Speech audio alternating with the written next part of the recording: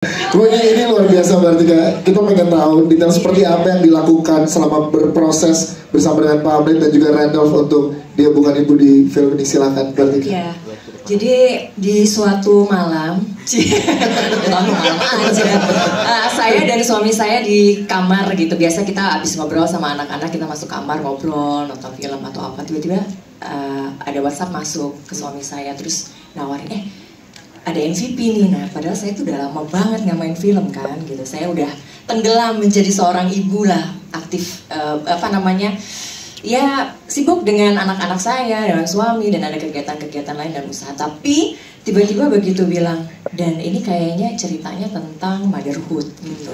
Terus wow, apa ya gitu. Terus akhirnya suami saya bilang, ini psychological horror, ada thrillernya. Wow, saya makin gitu kan. Akhirnya saya baca lah gitu, saya baca terus sempet saya agak ragu gitu. Wah, ini banyak adegan-adegan yang brutal ya.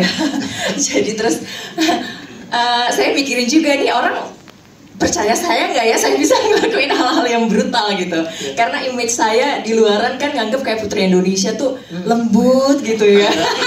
Yang tahu saya marah tuh cuma anak saya sama suami saya aja. Terus akhirnya saya bilang, terus kata suami saya yang supporter nomor 1, dia bilang ini sesuatu banget sih. Ini di luar kamu tiba-tiba comeback dan dapat karakter Yanti ini sangat kuat banget gitu. Dan kalau aja nanti kamu misalnya ketemu sama sutradaranya dan ketemu MVP dan kamu bisa ikut andil untuk masukin suara-suara perempuan di sini gitu ya, itu akan lebih sangat punya value lebih lah gitu.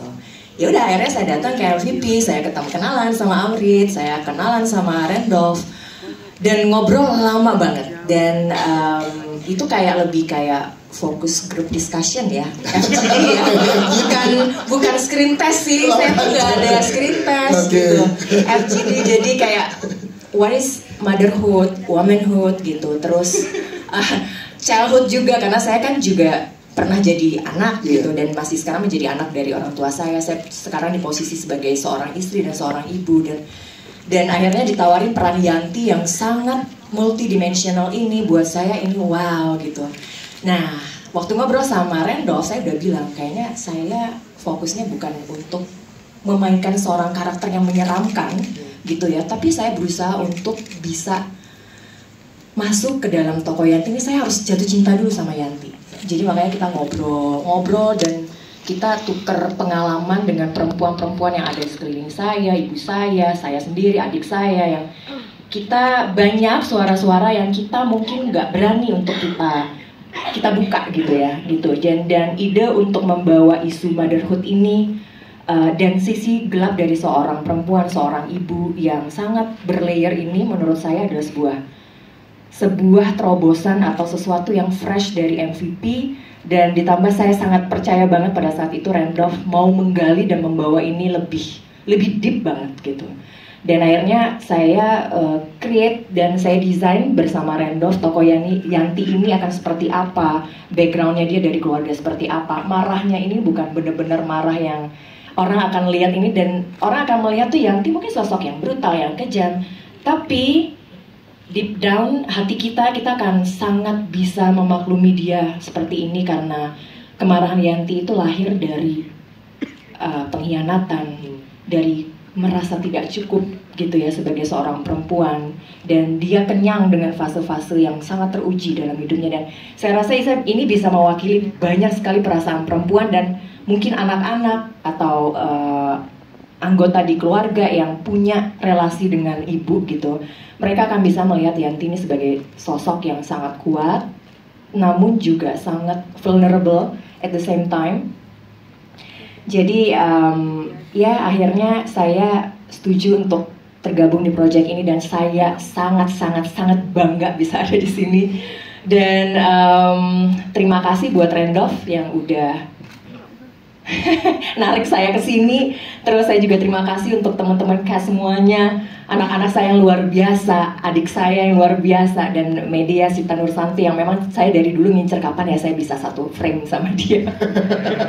Dan akhirnya kejadian di sini. Akhirnya kejadian gitu.